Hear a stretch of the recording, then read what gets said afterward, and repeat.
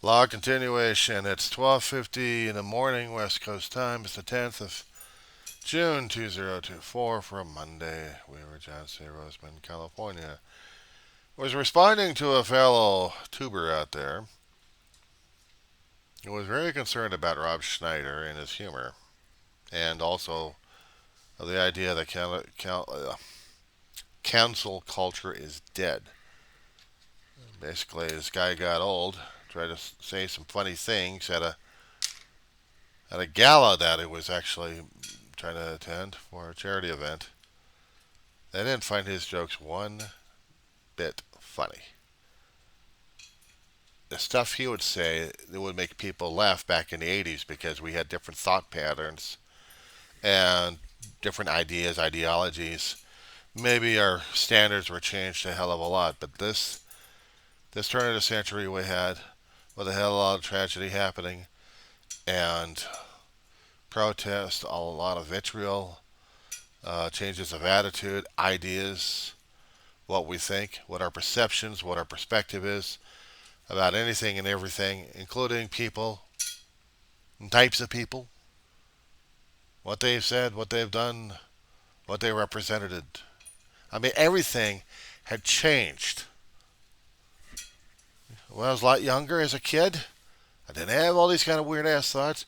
I rolled with the punches. I rolled with the laughs. If I heard something funny and I thought it was funny, I'd laugh at the damn thing. Or I'd just stare like, huh? Oh, okay. That's supposed to be a laugh? Okay. But if I knew it was funny and it was touching my tickle bone without having a complete, accurate perspective on the thing, I'd be going nuts on the thing. I'd be going, I get it, I get it, I get it. These days, I'm more culturally sensitive about a lot of things now than I am back then. Back then, I didn't care because I'm too damn young.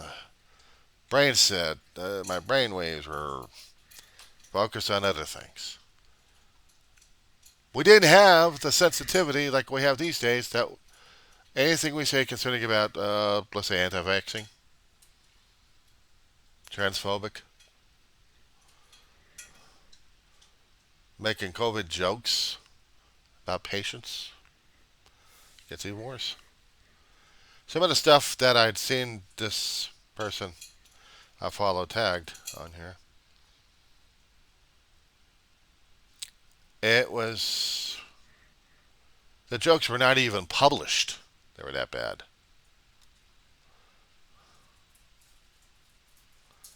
And this was concerning about.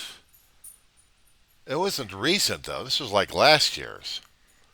But there was an article that was published a few days ago that basically the videos I was watching was referring to. And again, this time, actually, fundraiser out in Canada apparently. Rob Schneider was the topic there. It was at a hospital foundation, and it was supposed to be a comedy set for the annual gala. Politics heavy comedy style, however, did not seem to match the tone of the evening, according to the Hollywood Reporter and several other sources.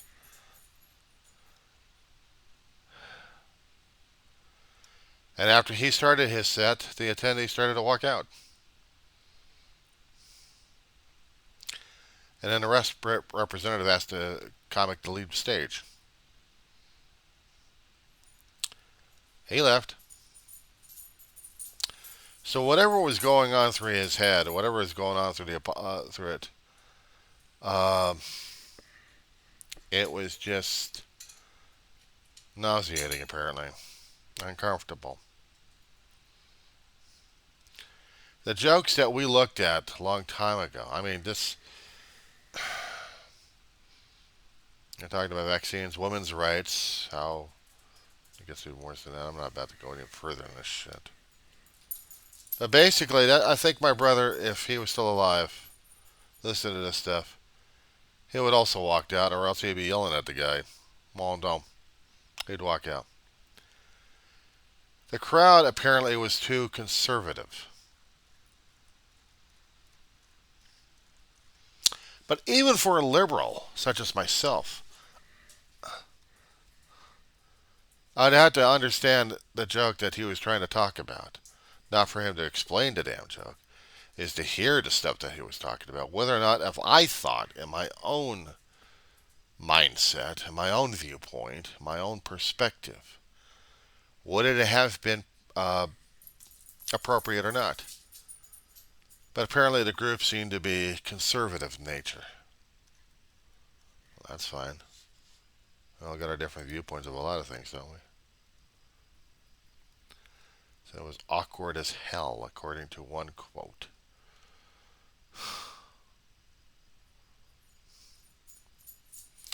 Apparently this took place around the first week of June of this year. If they actually had this online, if they actually had the thing to listen to, I still would have wanted to find out what the hell he was talking about. Because as far as I'm seeing, everyone else is kind of copying each other, but they're not saying what the jokes were specifically. To which Rob Schneider says that cancel culture is dead.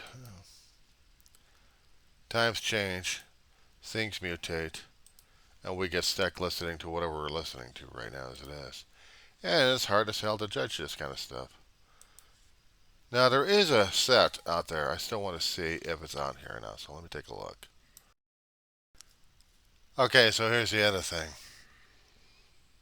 The guy I was talking about, Artist in Recovery, he was talking about Rob Schneider. And apparently he's a little upset with him, too. And after hearing Rob Schneider and some of the other uh, actors out there and comedians who cited for the Trump thought pattern, being a maggot of sorts, I've heard some of the stuff being quoted on one particular link, and I'm like, no. Apparently, Rolling Stone was doing a dossier of stories on this guy. That I think from 2012 and their current, that Schneider was definitely leaning towards being a maggot,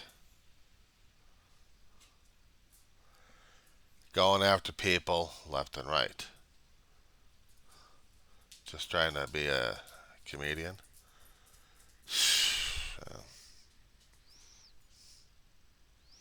When you get a GOP event trying to shut you down, and he calls himself a liberal, he's no liberal. He's no liberal. Now, if he's attacking people and sensitive topics left and right. I mean, I know comedians actually are supposed to do that, but some lines are crossed and other lines you don't cross. And he practically just blew past the line. That being said, another topic. A few hours ago, I was doing some perusing on YouTube again, but this time I caught something that was really focusing more on one video that I did and threw in a lot of news reports. But the one major component I didn't have on it was an engineering report, what an engineer would look at. I didn't have all the facts and bases on this one. I didn't. There's a highway going between Idaho and Wyoming. Goes to a town of Jackson. And the road that was constructed, I think over the past few decades on this one, had been constructed over what they call fill. Not very substantial, not very stable material, but compacted like crazy. And from whatever engineering uh, requirements or whatever they were trying to do on the road just to get it flattened out to make it as it is or try to widen it a bit, they're destabilizing things, I guess, something.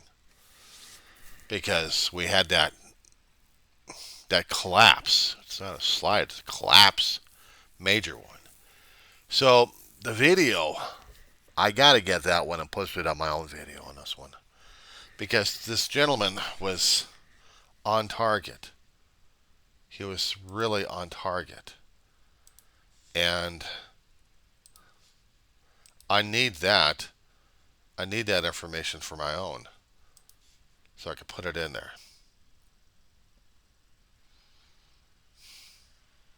I didn't know I was looking at Phil.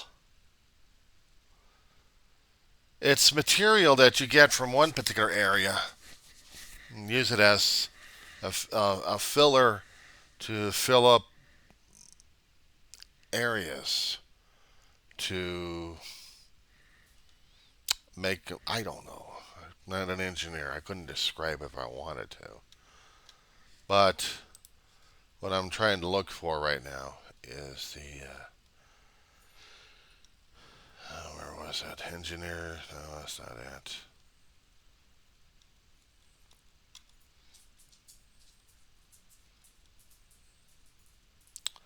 Oh, come on. It's got to be in there somewhere because I was watching this guy. He was brilliant talking about this stuff.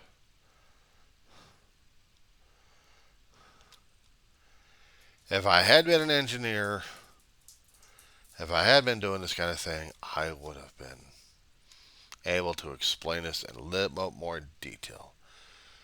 The video is called Major Highway Embankment Failure in Wyoming.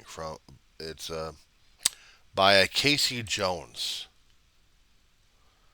I'm going to get the link. I'm going to find my own video. And then I am going to get it inserted.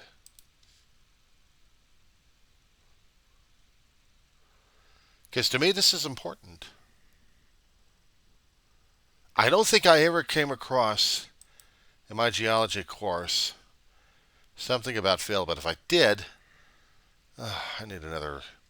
I need another book. I need another geology book. So I am going to edit. I got to edit this thing. All right.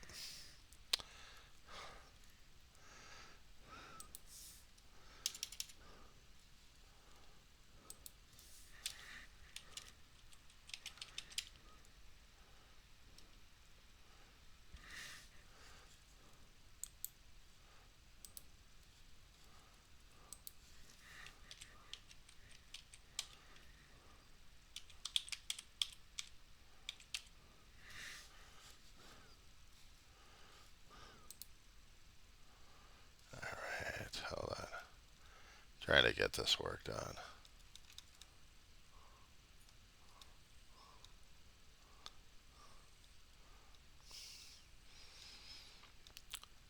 When I saw the information about the slide and I saw how this was just unbelievable, I had to look at this thing. Casey Jones. All right, Casey Jones.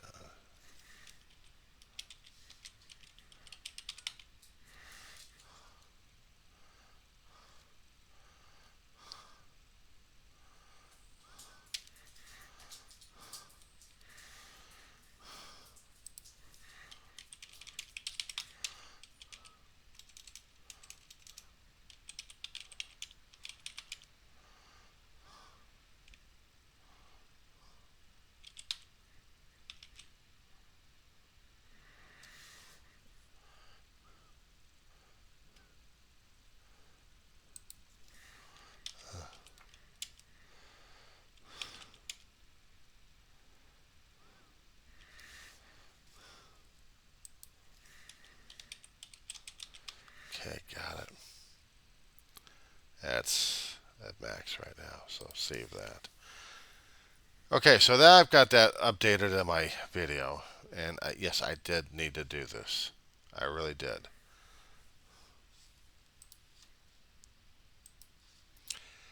And I'm grateful to Casey Jones. Shout out to the gentleman. Because he provided a great deal of information, more so than what I know.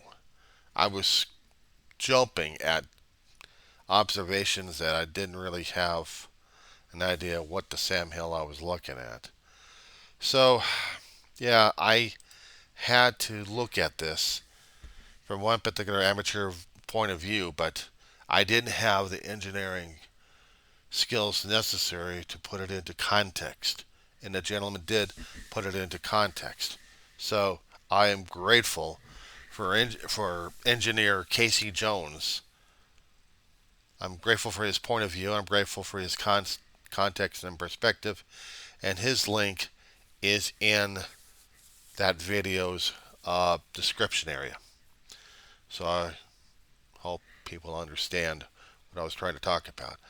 I was way out of it. I mean, I was just way out of my league on this one. I didn't study any engineering, and I never been involved in construction before. Not road construction of any kind. Nothing. Nothing. Way outside my league. Way outside my territory. Way, way, way. But if we're talking about a comedian's point of view, what the hell he was talking about, that may be a different story altogether. Is Rob Schneider like any other Trump follower? Yeah, he is. He's that conservative about it, and he's trying to make a joke at it. He's just like every other damn maggot out there. And he opened himself up to it. He opened himself up to it when he started attacking people left and right. I can understand some people trying to be goaded into a few things. I've seen some of the shows that we actually watched back in the 70s and 80s when they actually had roast shows. But they had them in good taste. And we did have different mindset and different perspectives way back then other than what we have right now. These days, I think we are a lot more sensitive and a lot more. Uh, I think sensitive was the only word I'm going to be able to use anyway. So,